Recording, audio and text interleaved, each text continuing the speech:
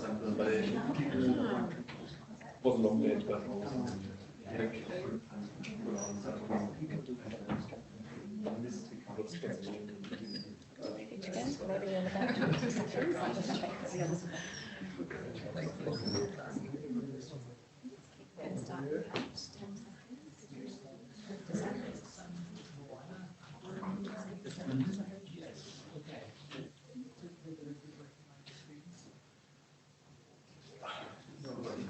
Kia ora everybody, tēnā koutou katoa.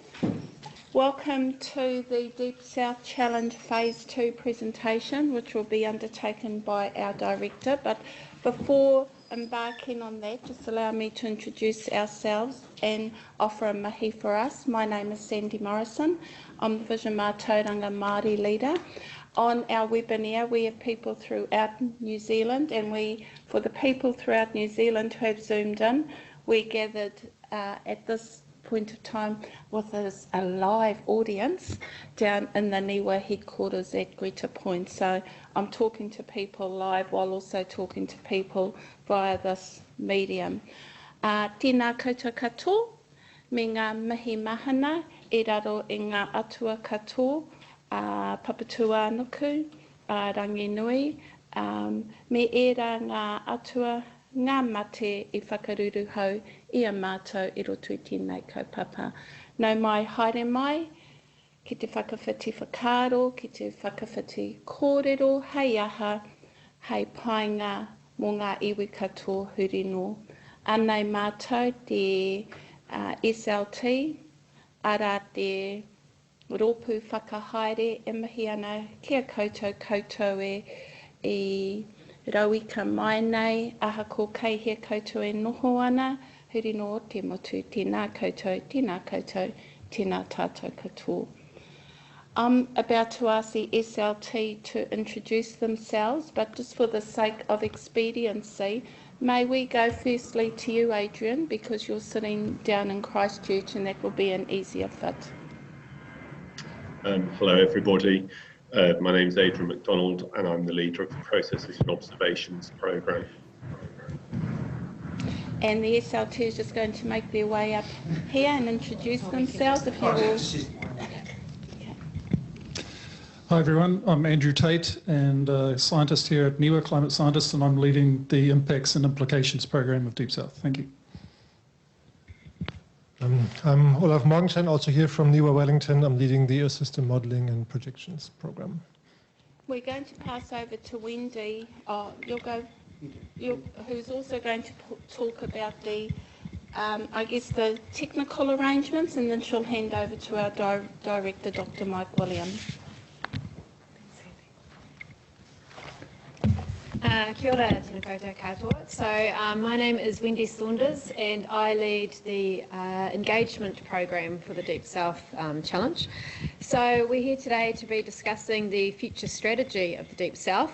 So the format for today is that Mike Williams, the director, will talk for about half an hour on the future strategy, and then we'll have a moderated question and answer session. So for those of you who are remote, if you can type any questions that you have into the chat function of Zoom.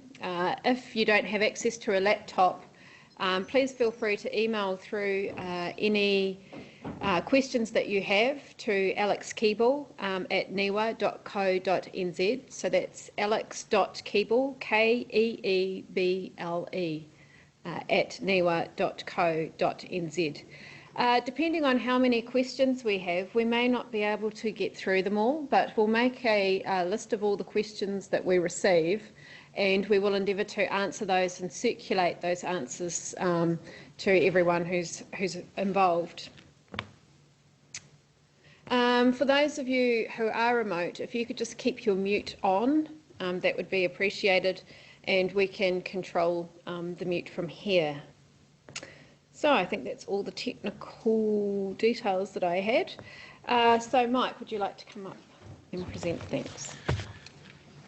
Thanks, Wendy. Thanks, Sandy. Much appreciated.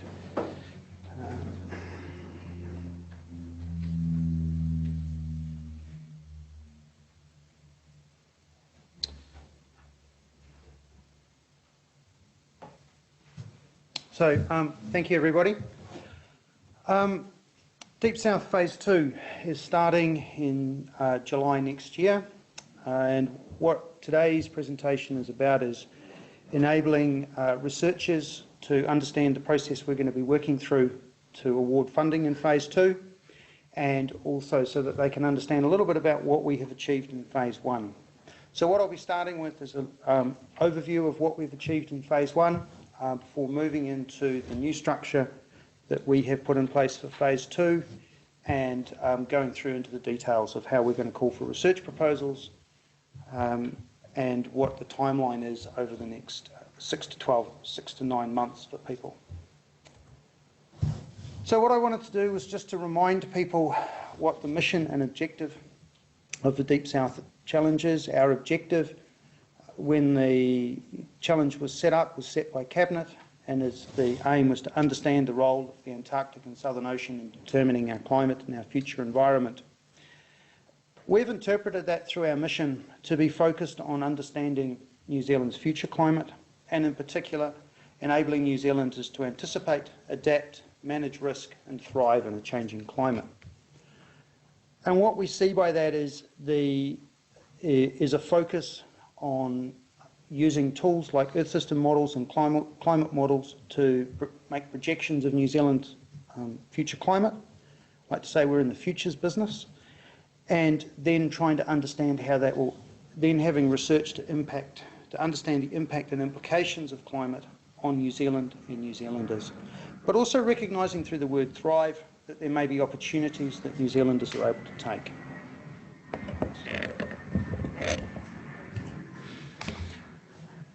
So what I wanted to highlight from people is the additionality, which is the key word that science challenges have been burdened with around what we've been seeking to achieve. So what we've done within Deep South is we've developed climate projection capacity in New Zealand, and we've drawn the physical science community together to achieve that. It's a very cross-disciplinary approach in a community that really wasn't together before the challenge started. We've also introduced and increased the amount of Vision Mātauranga and Māori-led research within the challenge. We have done a lot of work on co-development of research with our stakeholders and end users. This is, we've created mechanisms to really engage with our end users and stakeholders.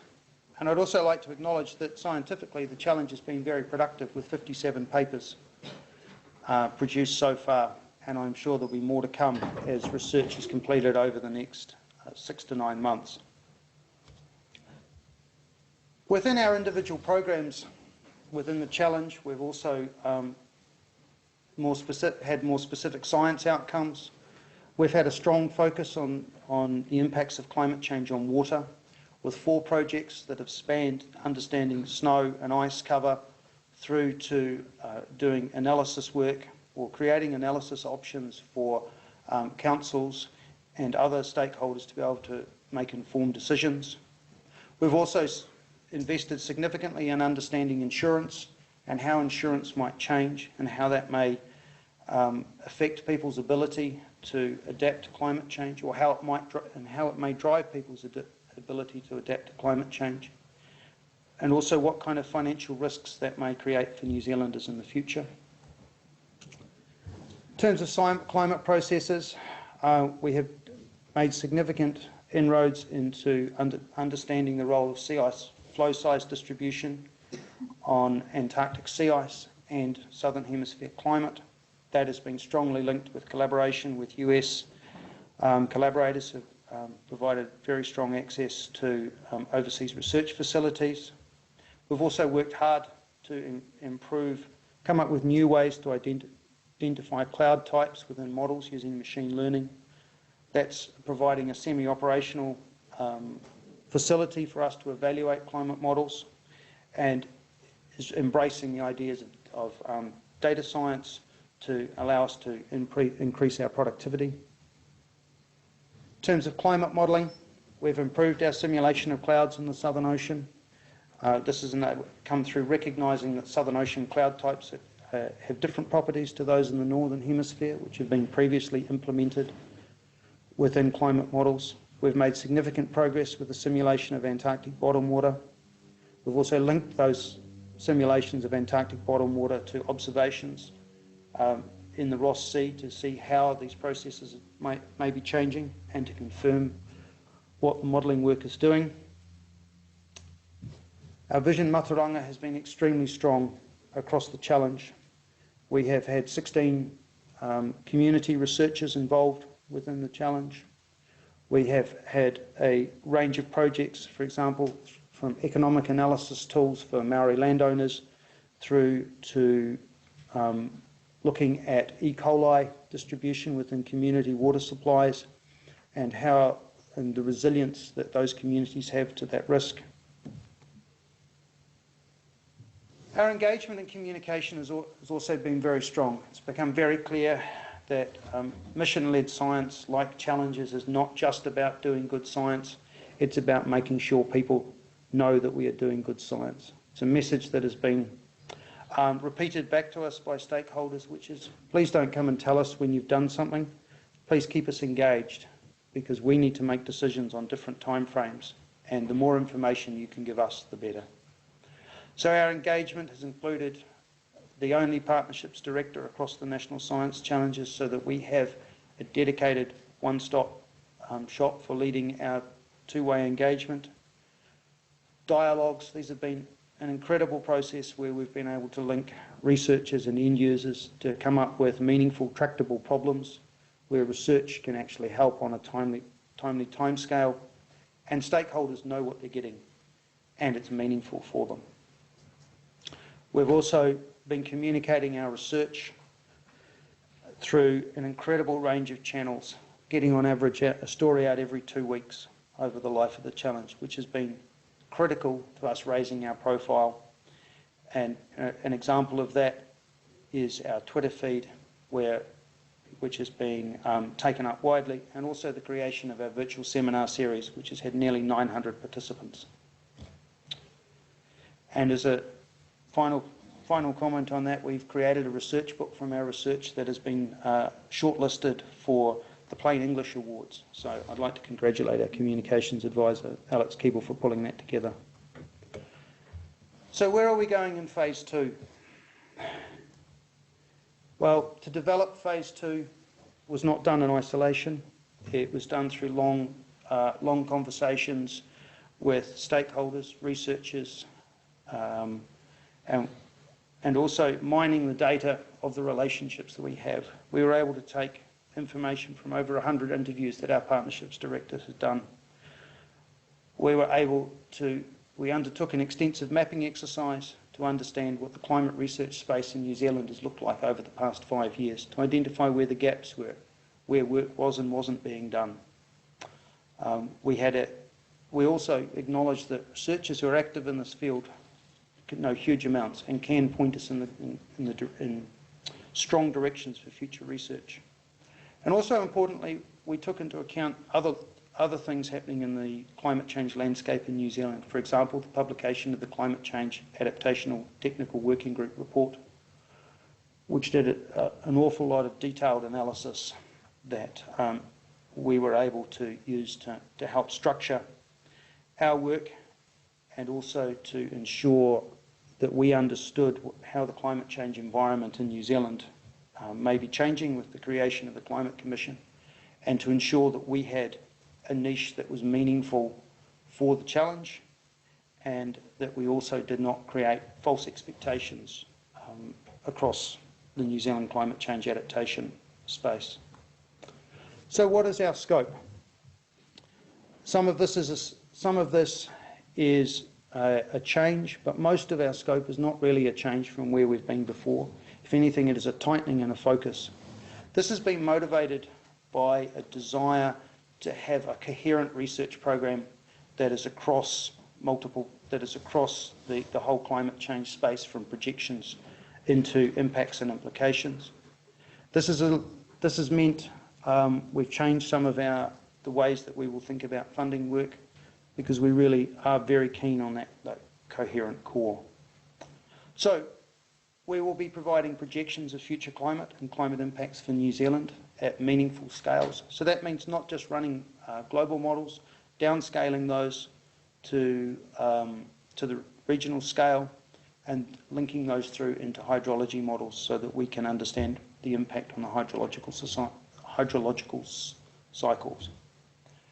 We'll be undertaking observations and process studies to improve the projections for New Zealand.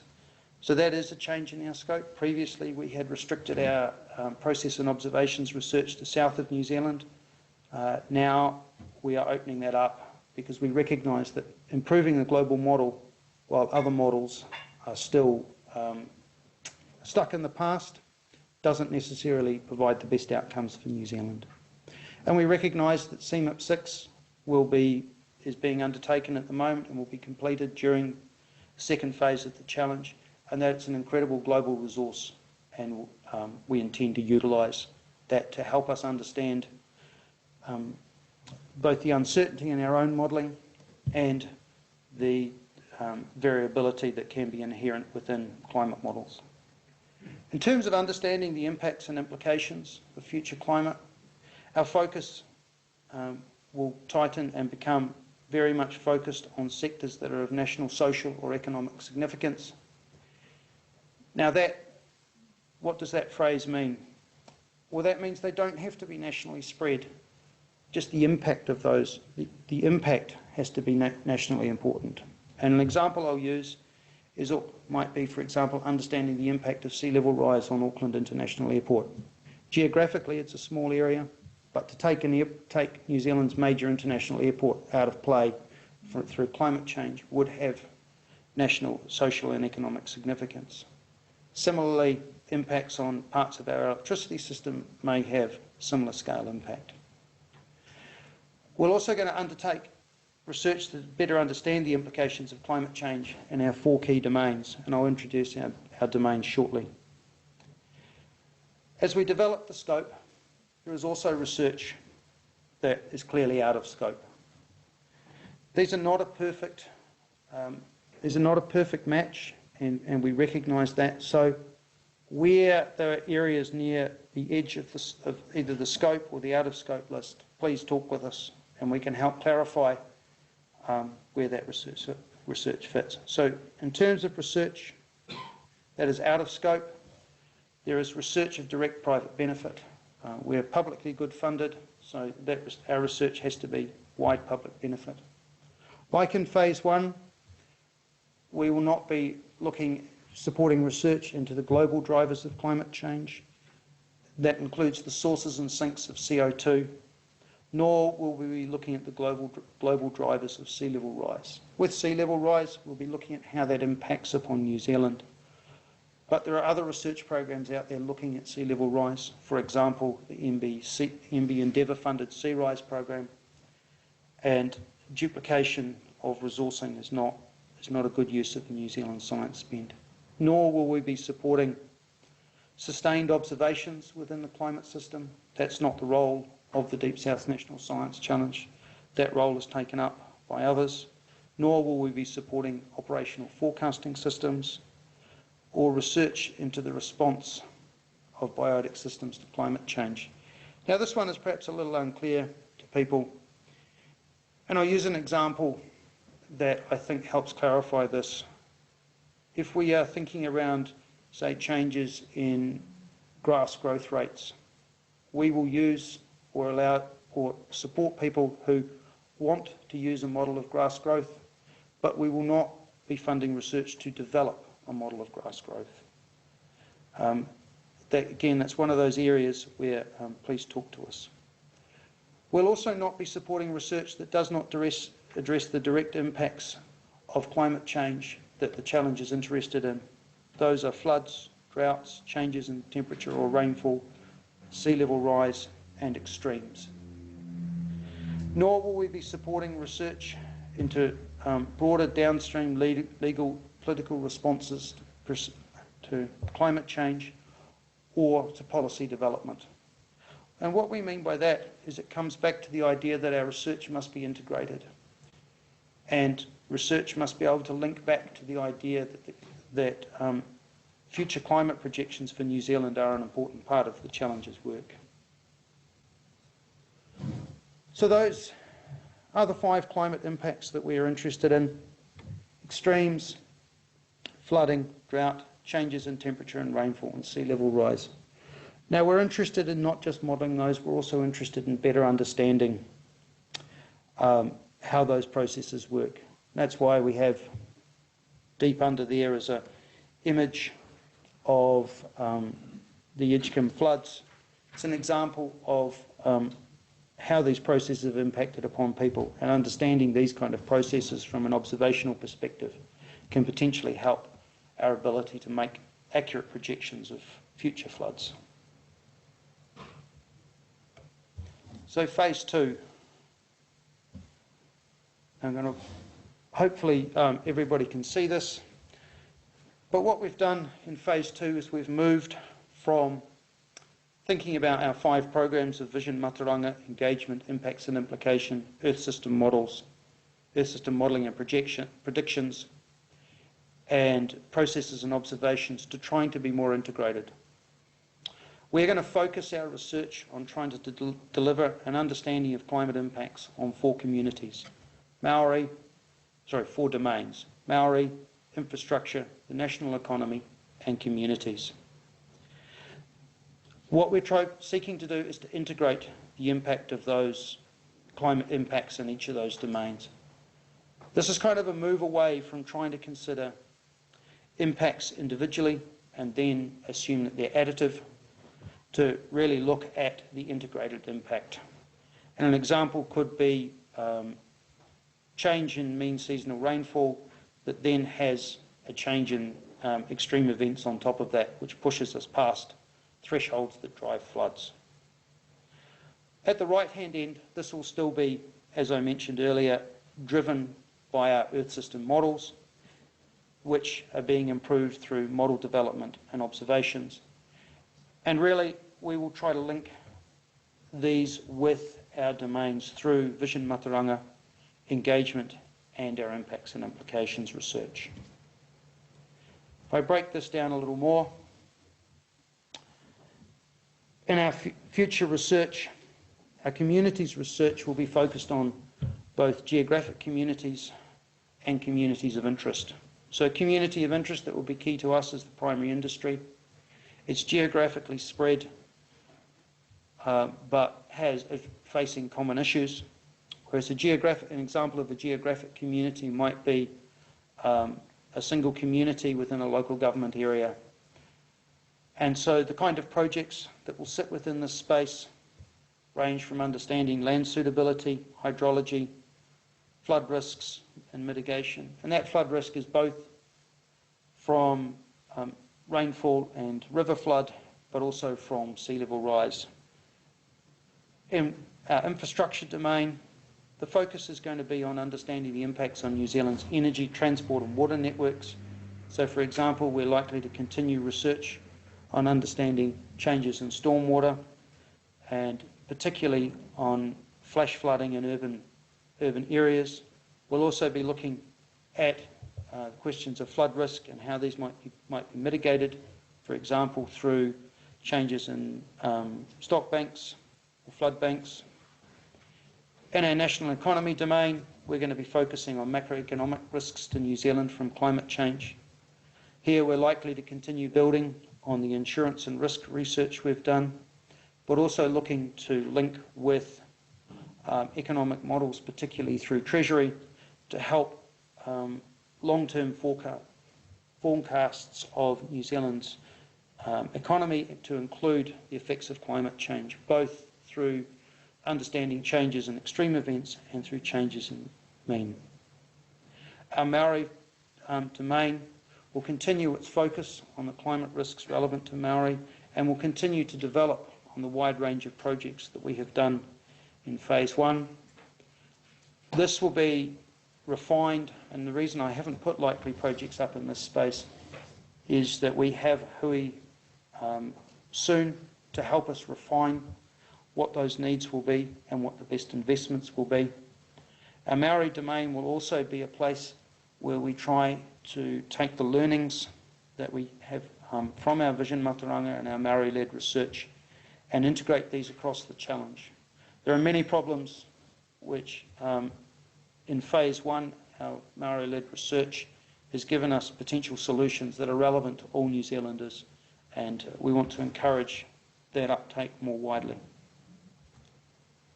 In terms of climate prediction, we have created what we're calling the modelling chain, which leads from the New Zealand Earth System model through to the understanding the 5 impacts on New Zealand. So you'll see the New Zealand Earth System model on the left. This leads into the regional climate modelling, which provides our downscaling to New Zealand, and that which in turn drives our hydrology modelling and our risk modelling. Across those collection of models, we're able to understand droughts, changes in temperature and rainfall, floods, sea level rise. To understand climate extremes, we recognise that an Earth System model is not the right tool. What we need to understand extremes are ensemble modelling, and we'll continue. Our plan is to continue to work through the Weather at Home framework to support that ensemble modelling to be able to provide us information on climate extremes. Within that, the observations and model development will not just feed into the New Zealand Earth System model, it will also support improvements that are relevant to the regional climate modelling, to our hydrology modelling, and potentially to our risk modelling. We're also explicitly linking in with CMIP 6, the IPCC climate modelling intercomparison experiment, and that will contribute into the regional climate modelling. We also are explicitly working with the MB Endeavour Sea Rise program, which will provide our forecasts of sea level rise risk, which will be input, which will feed into our risk modelling. Vision Mātauranga remains really important to the challenge. I won't go through all of the aspects of Vision Mātauranga in this slide, but it is important, and we are also looking to see how we can develop and broaden our use of Vision Mātauranga across the challenge, and to embed that more broadly across both our climate modelling, our observations, as well as within our domain research. Our climate modelling and development will have a mixture of continuity projects and new projects. We recognise that we've made significant investments in observing the climate system, and that there is still much to be mined from those investments. However, we also recognise that as we move forward, there will be other areas that become key to improving the models that we are using for climate prediction, and there will be learnings that come out of CMIP 6. So new projects on new areas are likely to be spun up within the challenge. There's going to be an increased emphasis on production. We nearly have access to Maui, NIWA's new supercomputer, and to the Earth System modelling resources that we need from the UK Earth System model. So we're very close to being in a state where we can do production. And as I've mentioned, our research will support development of the other models in our modelling chain. In terms of engagement, that remains central, not just to the Deep South National Science Challenge, but to all science challenges. Engagement, if anything, is going to increase. We have more and more research that has been completed that we would like to engage on and inform our stakeholders on. Our stakeholders are starting to become more and more sophisticated in the knowledge that they might like from the challenge. So that will also require more relationships. We do know that we have 5 key areas that we will continue to focus on. Those are Māori, infrastructure planners and providers, central and local government, primary industry, and the economic and financial sector. In terms of the budget, this is where we stand at the moment. For those of you who are sharp enough, you'll notice that those numbers don't add up to the challenge's total budget of 27.1 million. We also have a contingency, and there's a few other smaller costs that I haven't bundled into this. But the key thing you'll see is a distribution across our domains in our climate modelling and in our observations work, and continual support for our engagement Integration and collaboration have been highlighted in the review of the Deep South Science Challenge and also as continual feedback from our stakeholders. And we need to increase that integration and collaboration both within the challenge and between challenges and other research programs. So we'll be very keen to ensure this, and in terms of other programs we'll be talking with respect to water, we'll be having conversations with Our Land and Water, Better Homes, Towns and Cities, and are looking to potentially co-fund projects between those challenges. We'll be thinking about coastal inundation and talking about this with Resilience to Nature's Challenges. For climate processes, we continue our conversations with the Antarctic Science Platform, and as I've already mentioned, we'll continue our linkages with the Sea Rise Endeavour Programme. In terms of research mechanisms, we'll be issuing specific requests for proposals, and those will support funding in either the climate processes, climate impact or domain research. We won't be doing general contestable rounds across the whole challenge, and our prime focus will be using contestability in areas where we think that we're likely to get more proposals than we have money that we can invest. What will be really important will be the co-development of research with stakeholders and end users, and we will be facilitating that, particularly in the domains. That will be over the next, during 2019. But there's also research that we recognise that we already know we need to do it, and we'd like to get started with that. To set some expectations for proposals, we expect there to be strong engagement in Vision Mātauranga in challenge proposals, but we recognise for both engagement and Vision Mātauranga that will vary across projects, and there are different standards which are appropriate in different areas. We will expect researchers to have communication engagement plans that support the challenge-wide communication and engagement, and they will be expected to be reported on. At the moment, we'll be funding research over a range of timescales. Short projects of 2 to 3 years won't have a review, but research that we support for longer time periods will have a mid-term review to enable us to ensure that it is both relevant to the challenge, but also focused, and that its objectives are achievable. Our aim is to try and have most of the research completed within the first 4 years at the moment. That is to allow us to ensure we have time to engage on research outcomes in year 5. And the other thing we will be looking at is to ensure that there is adequate resources on proposals for researchers. That doesn't mean that everybody has to have a large amount of FTE, but what we've seen is increasing difficulty of researchers to deliver where proposals have had a Marmite thin spread of FTEs across multiple researchers and without clear capacity to achieve the work. That capacity may well come from another funding source, and we'll be seeking that information within proposals. So what's the timeline? At the moment, the science leadership team is developing a detailed work plan, which will be to be approved by the Challenge Governance Group in November. This is on the assumption that MB has made its decision around whether Phase 2 will happen for the Deep South Challenge.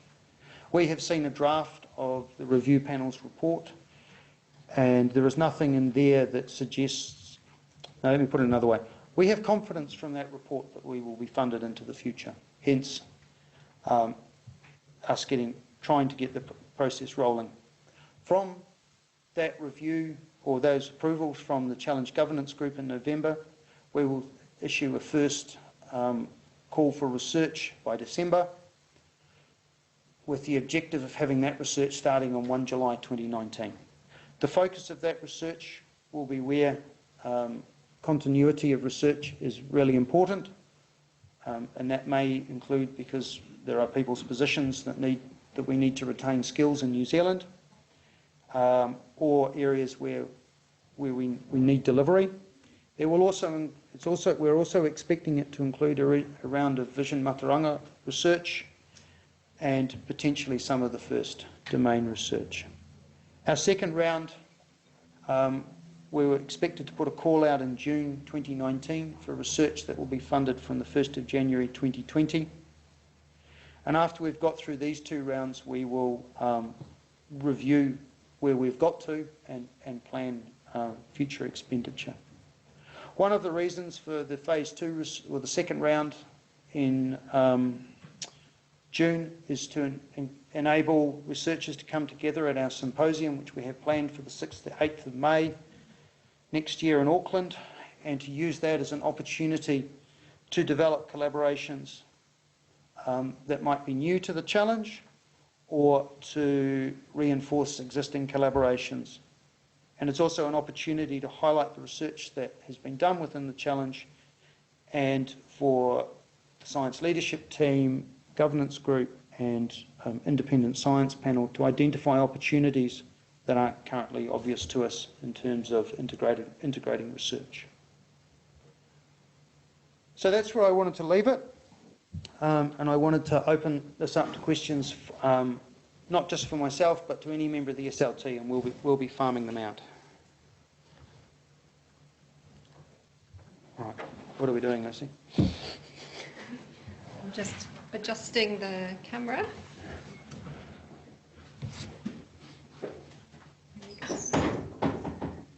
Okay, thank you very much, Mike. For those of you that don't know me, I'm Lucy. I'm the manager of the challenge, and I'm just going to try and organise a few questions. So for people who are not here in Wellington, you are able to type the questions through to us in the chat panel, and we've had a few typed through already. So I'm going to start on those questions, and then we'll move around and see if there are any questions from the room here.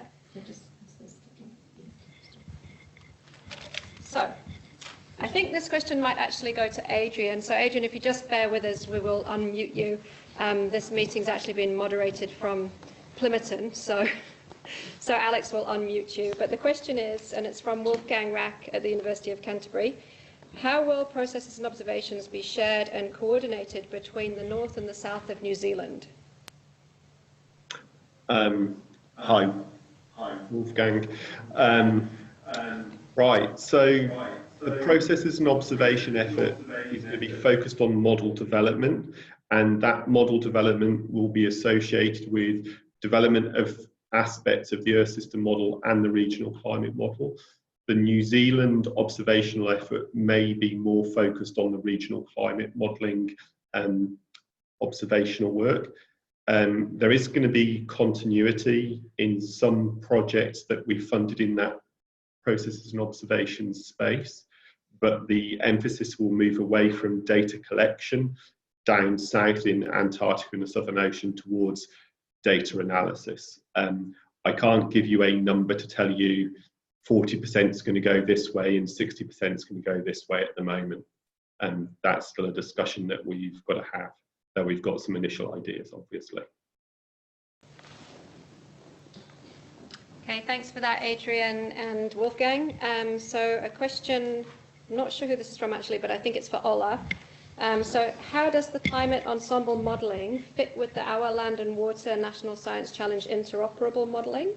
It seems like there should be synergies. I admit that I know preciously little about the Our Land and Water interoperable modelling. I have a feeling we have to talk about this offline. I'm sure there could well be synergies, but I can't answer that question without knowing a bit more about that. Yeah. I'll add a little bit. So we have had conversations around how understanding the future climate projections on water availability in terms of how much water, where, when, etc., will feed in to the water quality modelling that Our Land and Water is doing. But we have not yet got down to the nitty-gritty of how we will integrate those two pieces of work. Okay, thanks. Just to follow up, that question was from Utka Janibikov, if you are able to contact him if you need to. Okay, this is a question maybe for Mike. So the response of biotic systems, you said, is out of scope. but later you said there's an emphasis on production. Do you mean on biotic production? And this is from the University of Otago, we think. I think probably what I was referring to was economic production at a larger scale. I think the best thing to do around this point is just to perhaps reach out to us and we can have a conversation and clarify the specifics of this, because this is a slightly complex area in terms of the challenges scope. Andrew, did you want to add anything there? Or, Yeah, thanks. I mean, we've already done a lot of work on understanding land use suitability and the impacts of climate change on that, and I would see that, that's extremely valuable work, and I would hope that that remains within scope. So it's a grey area, I suppose, about what the response of climate change to biotic systems actually means, and whether that's... I think we're sort of definitely out of scope would be where we would be asked to fund experimental work on an understanding of how increased carbon dioxide would influence pasture production or crop production.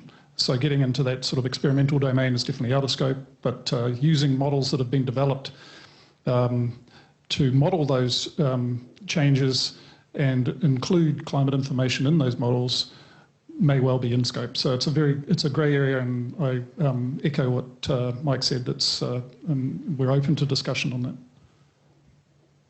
Thank you for that, Andrew. So we're going to move to Bowdeka Scientific. Chris Cameron is asking a question about the engagement program. So in the past, we've had an expression of interest process to get funding through the engagement program. Is this likely to continue in phase 2? And I think that's for Wendy. Thanks, Chris. We're actually just reviewing our engagement strategy at the moment and looking at possible options for funding through to the next phase. At this stage, I think that there still will be an EOI process available for researchers, kind of stakeholders and iwi, but it is something that we're just working through at the moment and is yet to be confirmed. But we hope to have that sort of confirmed in the next couple of months, so we'll be able to provide some more direction around that shortly. So watch this space. Okay, we've got a question from Inga Smith. She says, thanks, Mike, for the overview. What level of FTEs is regarded as small? 0.00. Well, so this comes from feedback through feedback from an independent science panel and a general concern. And really what we're asking is people to demonstrate that there is adequate time and resources for the research they plan to be undertaken. So for example, if there was a proposal with half an FTE of one person, but other people at 0.1 or 0.05, that may well be adequate. What we're really concerned about are proposals where there are 10 people at 0.05 and it's really not clear who is owning that research and who will be the person who will actually get it done. And it may also be, for example, that people are able to see resources from other research funding and say, well, actually, I've got 0.3 from here. I only need 0.2 to give me the 0.5 to get this work done. So it's going to be a bit of a subjective call. Thanks, Mike. Going back to Otago, Suanda.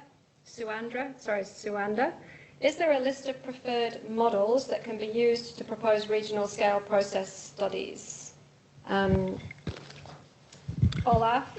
Yes, so we have put in place a chain of models that we will use for a round of operational, well, the word operational was not favored, but a round of global and regional climate data production, and then followed by hydrological data production. So these models are in place, but they don't cover every question that you might want to address. So if you have a particular model that you'd like to use, please come and talk to us and we'll see whether it fits in or not. Okay, thanks, Olaf. So we've actually gone through all the questions so far that I have on the chat here.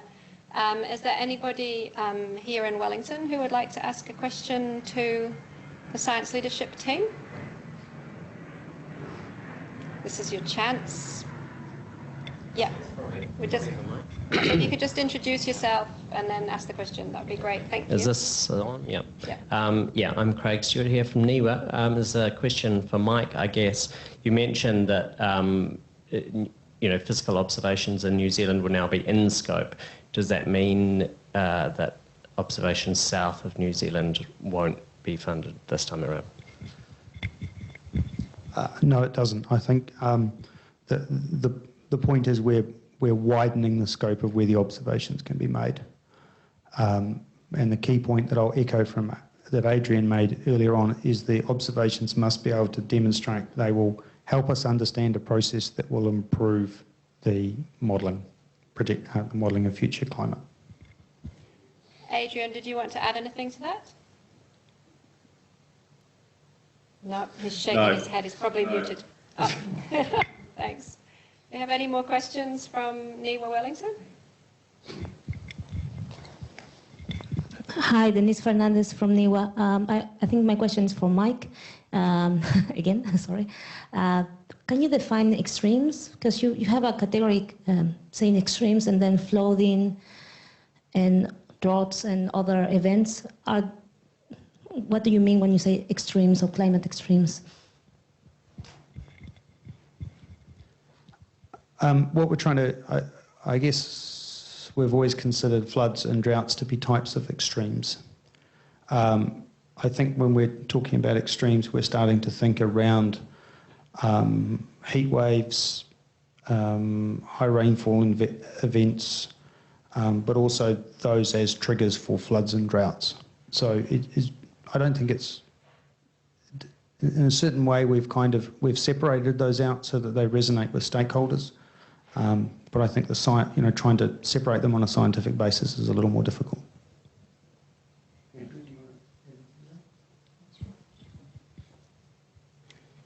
Thanks. Do we have any more questions? Okay, I'm just going to give a last minute in case anybody's putting their hand up and I can't see them, but I think Alex would tell me.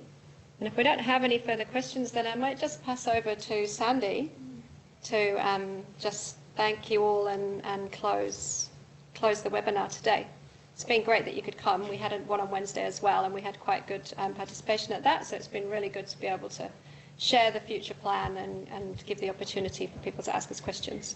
So thank you, and over to Sandy. Nothing coming from Alex?